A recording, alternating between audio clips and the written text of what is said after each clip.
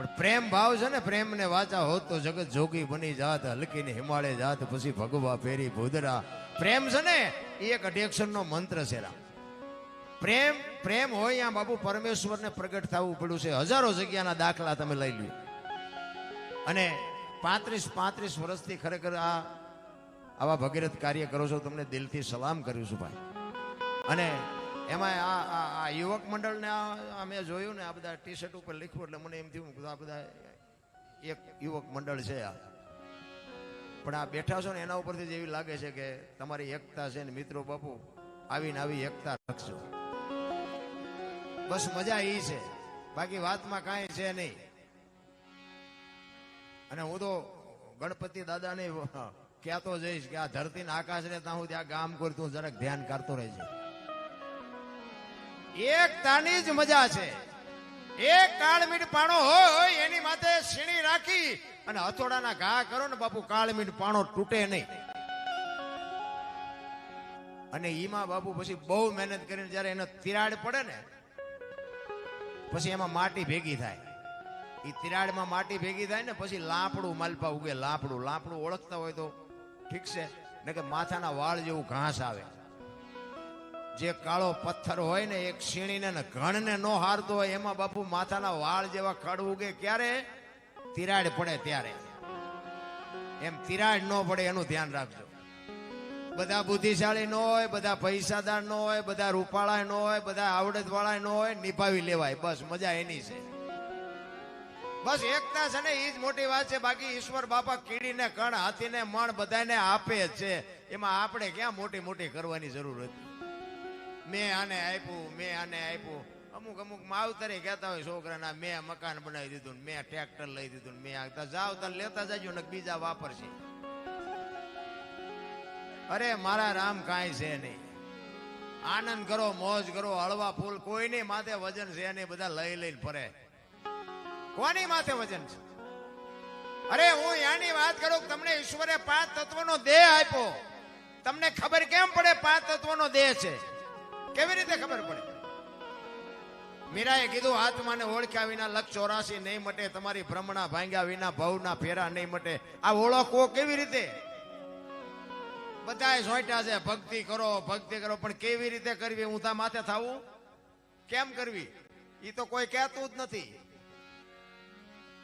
અને હું તમને ઉઘાડી વાત કરું, માં ને બાપ ને બાપુ કાળજા ઠારજો. જિંદગીમાં જો દી મોળો ઉગે તો બાપુ ભજન ગાવાનું બંધ કરી દઉં. માન બાપ જેવા બાપુ કોઈ ભગવાન છે નહીં. કોઈને ભેગો થયો હોય મને ફોન કરજો, કાંઈ છે. બસ આ જીવતા જાગતા ભગવાન છે. આ દુનિયા બાપુ બતાવી છે. તમારું મારું લાલન પાલન કર્યું છે. ભૂખ્યા રહીને આપણને ખવડાવ્યું છે. ભૂકે આપણને હુવારી લીલે એ હુતા છે. એક જનેતા વિચાર તો કરો, એક દેહ માંથી બીજો દેહ બનાવવો એટલે કેવડી મોટી વાત છે. અરે જે જનેતા પોતાના દેહમાં લોહીનું દૂધ કરીને તમને મને પાતી હોય અને તમારો અને મારો ઉછેર કરે ને મારો દીકરો કરતી એનું મોઢું હુકાતું હોય, અને ઈ દીકરા જો માને બાપને રોટલો ન દેતી, દીકરા હોય તો શું ન હોય તો શું, કઈ ફરક નથી પડતો ભલા. અરે મોઢે બોલો માં હાથે નાનપણ સાંભળે, મલક બધાની મજા પછી કડવી લાગે કાગડા. મર્યા પછી બાપુ આમ ફોટા અગરબત્તીઓ કરશે. રોટલા બનાવીને પાછા ધરાવશે. હવે આવા રોટલા ખવડાયા હોત તો 2 વર્ષ જીવે એવું હતું. તમે ભૂખ્યા માર્યા છે ને હવે હું રોટલા દેખાડવાના હોય. શમશાન યાત્રા નીકળે ને તો ધોળે આમ બેઠા હોય ને કે ટેકો દેવી આપણે ટેકો. આ ટેકા નહોતા દીધા એમાં જ મર્યા. ટેકા હાટું તમે જીવતા હતા. હવે હું ટેકા દેવાના? કોઈ બાપુ છે નહીં વાતમાં. માણસને જો ઉપયોગ ન થાય ને જિંદગીમાં બાપુ કાંઈ છે જ નહીં.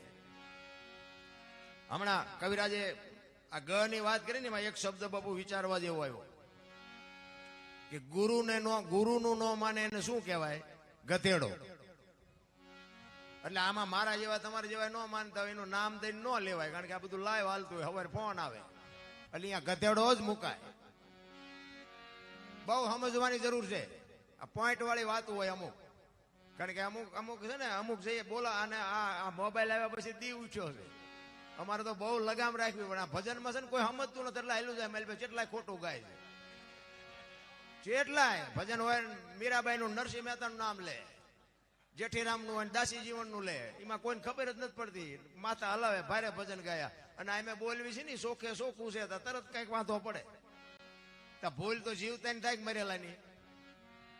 500 રૂપિયાના ઘઉં લાવો ને એમાં કાંકરા આવે ને 500 ના ભાવ ના જોય પણ કાઢી નખાય ને ખવાય નહીં. આમાં તો ખોટું આવે.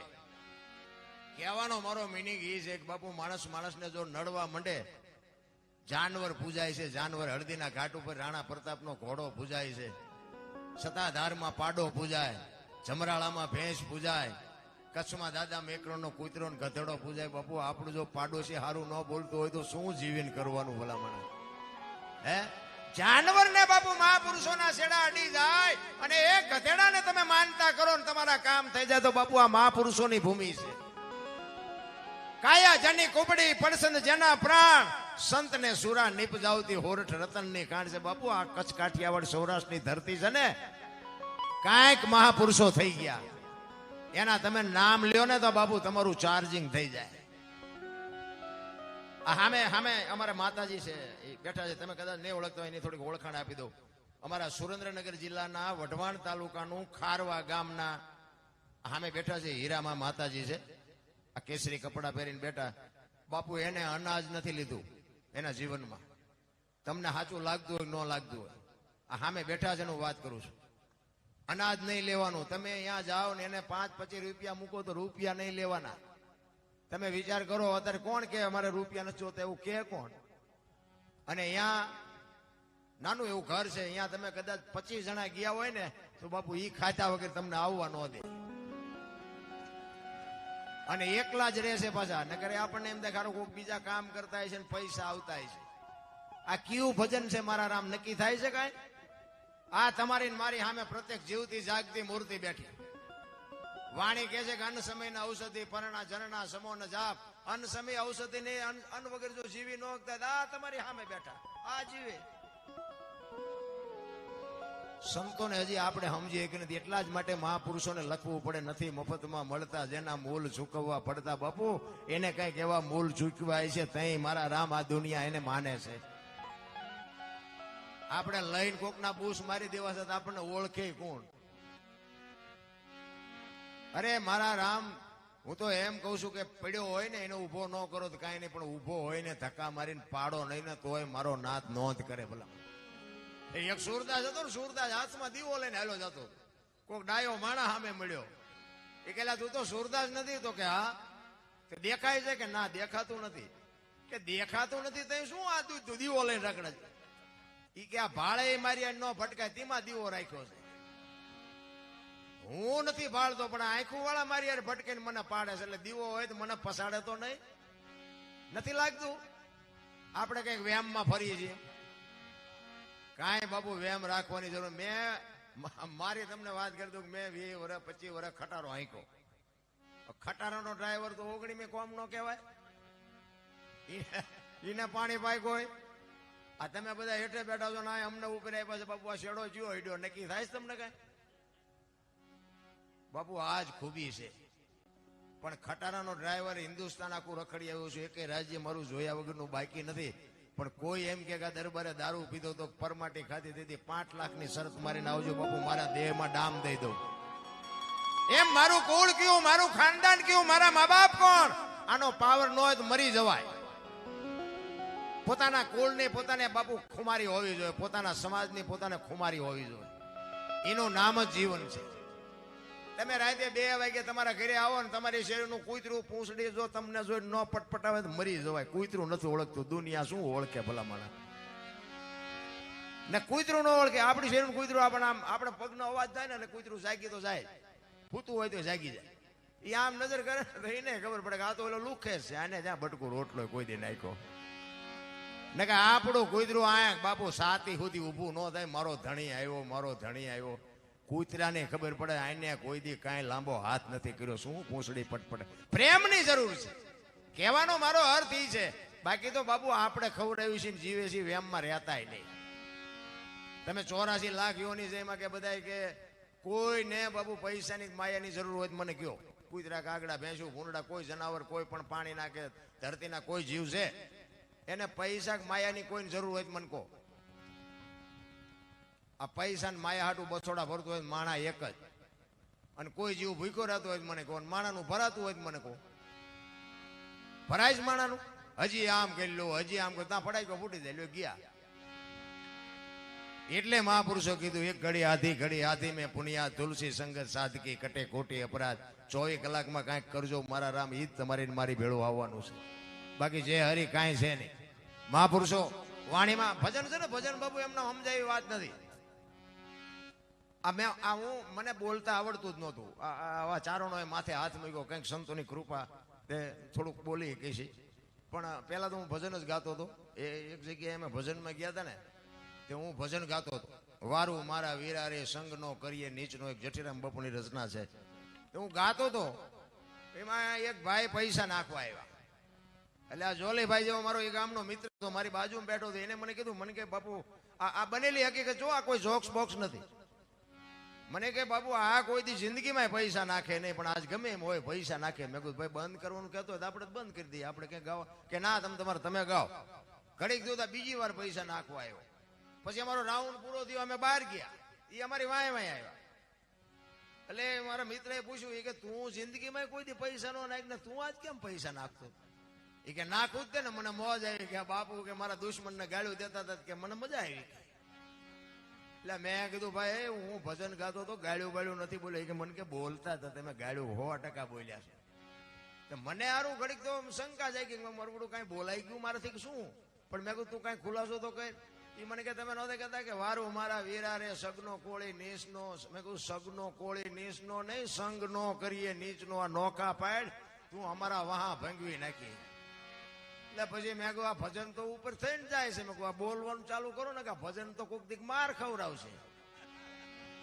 હા, અઘરી બાબત છે ભજન સમજી. આ ગણપતિ ઉત્સવ છે. ભાઈએ ગણપતિ વંદના કરી, ભોળાનાથની વાત કરી, કવિરાજે બધી વાત કરી. હું તમને એક દાખલો આપું કે ભોળાનાથે કે ગણપતિનું માથું કાપ્યું અને હાથીનું લગાડ્યું. ઇતિહાસ બોલે છે, આપણે તો હતા નહીં. ઈ અને પછી કે હાથીનું લગાડ્યું એવું કહે છે. અને છે જ આ મોઢા અત્યારે આપણે ફોટામાં જોઈએ તો ગણપતિના હાથીનું જ મુખ છે, 100%ની વાત. અને છે સાચું, એ વાતે બાકી. પણ મને પ્રશ્ન એ થાય છે કે ગણપતિનું માથું ભોળાનાથે કાપી અને હાથીનું લગાડ્યું, તો હું એમ કઉ છું કોઈ કાપ્યું ત્યાં જ નહીં પડ્યું હોય. હાથીનું શું કામ સોટાડ્યું હોય છે? અને હાથીનું જો સોટાડી શકતો હોય ભોળોનાથ, તો એનું પોતાનું હોય ન સોટાડી શકે? ભોળાનાથમાં એ શક્તિ નહોતી? અને માણાના શરીર આવડું હાથીનું હોય, ફીટ થાય તમને કેમ લાગે? આપડા ચકડા ગઈ ગયા એટલે નથી સમજાતું. છે 100% સાચી વાત. ગણપતિને માથે બાપુ હાથીનું જ માથું છે, પણ લગાડ્યું શું કામ? એના માટે બાપુ જરૂર ગુરુ ની પડે. ગુરુ વગેરે આ ન સમજાય. એક વાણી કહે છે, પેલા મેં જન્મ્યા પછી જન્મ્યા બડા ભાઈ, ધામધૂમથી મારા બાપા જન્મ્યા પછી જન્મી માં. વાહ ભાંગી નાખે કે નહીં કોક? પેલા હું જન્મ્યો, પછી મારા મોટા ભાઈ, પછી મારા બાપા, પછી મારી માં. આવું હોય પણ આ સમજવા માટે સદગુરુ જોવે. આ કોઈ નિશાળમાં નથી ભણાવતું. છે 100% સત્ય. અને બાપુ આધુનિક યુગ છે, ખોટું કોઈ દી હાલે જ નહીં, સત્ય જ છે. પણ મગજમાં તમે ભલે ગમે એટલું ભણ્યા હોય, આ ઉતરે નહીં. અને તમને ઉતરે, તમે અમને અહીં સુધી લાંબા કરો, હાથે ન કરી લો, નો ઉતરે. મહાપુરુષોએ ઘણી બધી વાત કરી છે. હું તમને તમારી જેવી મોજ છે એવો આનંદ કરાવીશ. બેન આવ્યા છે, બેનને આપણે સાંભળવા છે, એટલે એકાદ બે ભજન કરી તમારે જેટલી મોજ હશે એટલી આનંદ કરાવીશું. એક સંત મહાપુર વાણીમાં એવું કહે છે, હાલી ભરવાને પાણી. જો આ અમુક છે ને બાપુ મહાપુરુષો શબ્દો મૂક્યા છે ને, આ બેનું જે ગામના કુએ પાણી ભરવા જતી એની વાત નથી. આ પાણી કયું છે, ક્યાં ભરવા જવાનું છે, શું છે બાપુ, આ સમજવા માટે સદગુરુ જોવે. અને હશે જ, બધાને સદગુરુ હશે જ. તમારે કઈક પ્રશ્ન બાપુ સદગુરુ પાસે મૂકવો જોઈએ. મારો મુદ્દો એ છે. તમને કોઈ પણ પ્રશ્ન મૂંઝવતો હોય તો સદગુરુ પાસે બાપુ આ ભજન સત્સંગ વિશે, બાકીની વાત નથી કરતો. ભજન સત્સંગ વિશે, રામાયણ, ગીતા, ભાગવત જે કાંઈ હોય એમાં કાંઈ પણ પ્રશ્ન ઉભો થાય અને સ્વાભાવિક છે.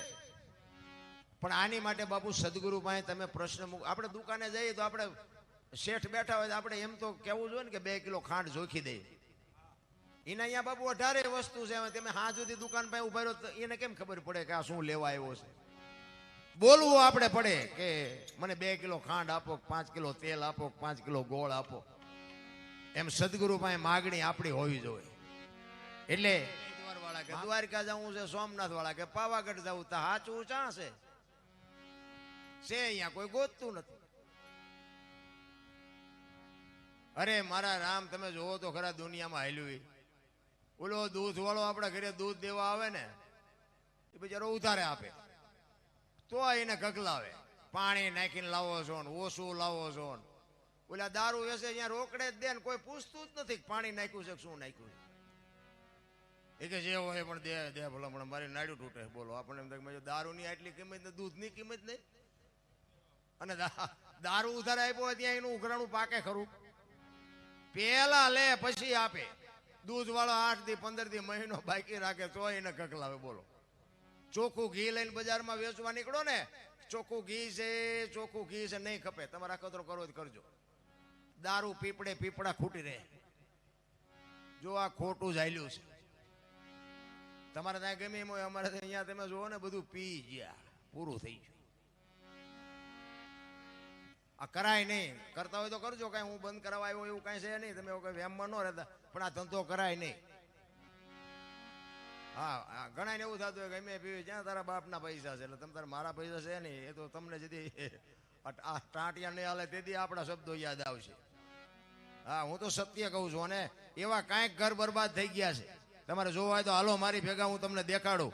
પીને મરી ગયા, જમીન મિલકત વહી ગઈ, અને બાઈઓ અને નાના નાના છોકરાઓ બાપુ એ અત્યારે જીવે છે ને. હાલો તમને દેખાડું આ દારૂમાં પરિસ્થિતિ કેવી છે. સત્ય હકીકત. મારી ગાડી ખાલી છે, હું તમને લઈ જાઉં છેક સુધી, તમને બેહાડીને લઈ જાઉં, દેખાડું. જો આ દશા ખાય એવું ન રવા દીધું, જણ નો રહ્યા.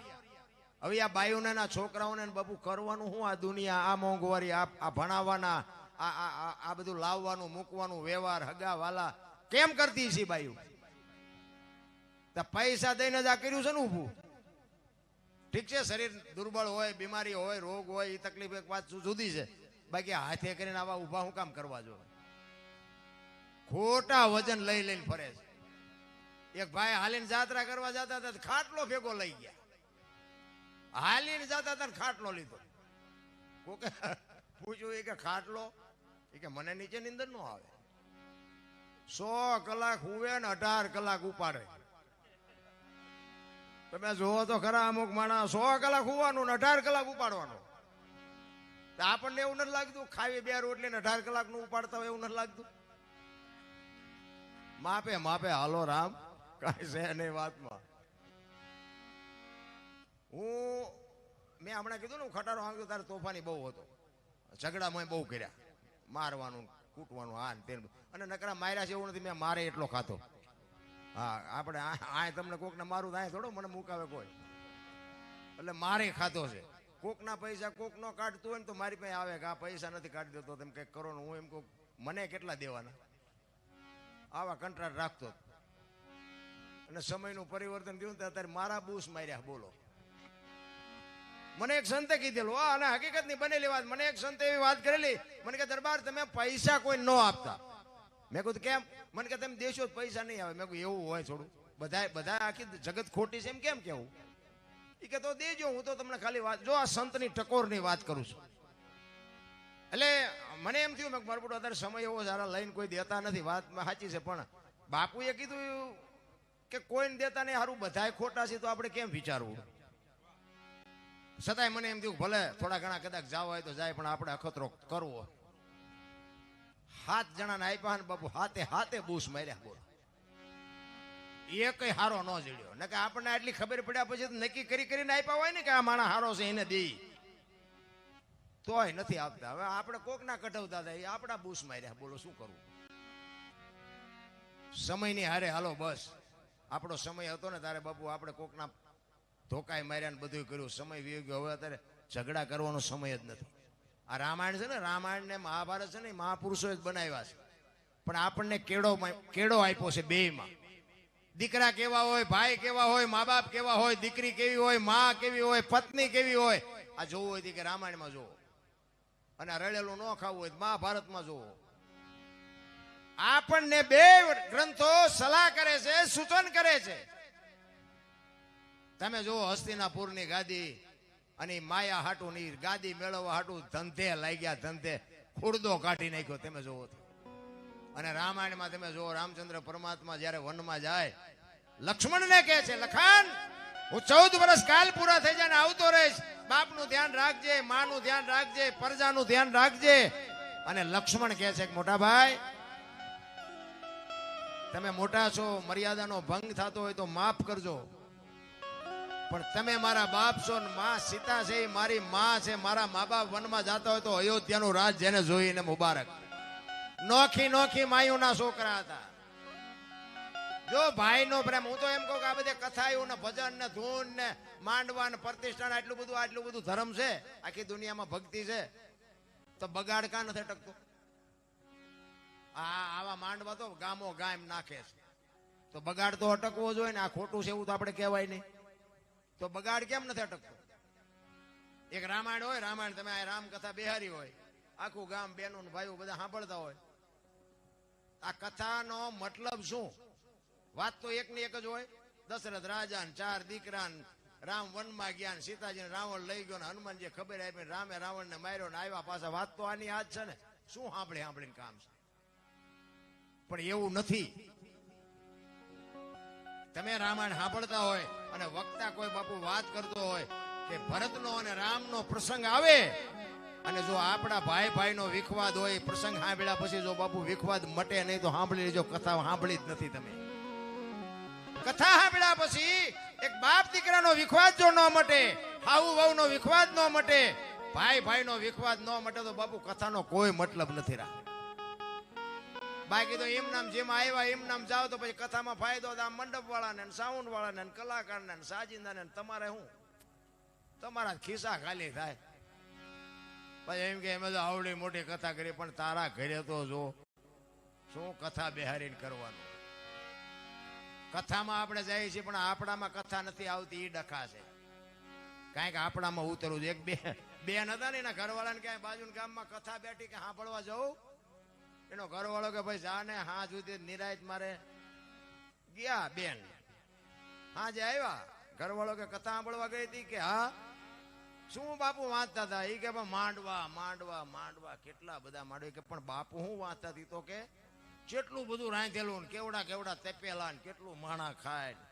એ કે પણ બાપુ હું વાંચતા હતા એ હું તને પૂછું છું. મોટા મોટા ટીવી ને મોટા મોટા ટીરિયા ને, કે તમે જોવો તો મોટા સગડોળ ને, પણ એ કે બાપુ હું વાંચતા હતા. એ કે પણ એટલા બધા માણા થોડું સંભળાય? નકરી બહાર બહાર જ રખડી. એમ બાપુ આપણે હજી બહાર જ રખડી છે, માલપા ઉતરતું જ નથી. ફાટેલા લુગડા પહેરી પહેરીને આપણા મા બાપે બાપુ આપણો ઉછેર કર્યો. કોઈ દી કોઈ મા બાપને સારું રહેવા ઘર નહોતું, સારું ખાવા ધાન નહોતું, તોય એમ ન કીધું કે મારા મા બાપના આશ્રમમાં મૂકવા જવું છે. અત્યારે આમ દામ ને ઠામ છે, પણ બાપુ મા બાપ જ નથી ગમતા કોઈને. અને હું તો એક જ વાત કહું, હું તો ગમે ત્યાં જાઉં, મારી ભલામણ એક જ હોય, વ્યસનથી આઘા રહેજો, મા બાપની સેવા કરજો, ને કુટુંબ પરિવારમાં એકતા રાખો. બાપુ કાંઈ ન કરવું પડે, આપણી ગેરંટી.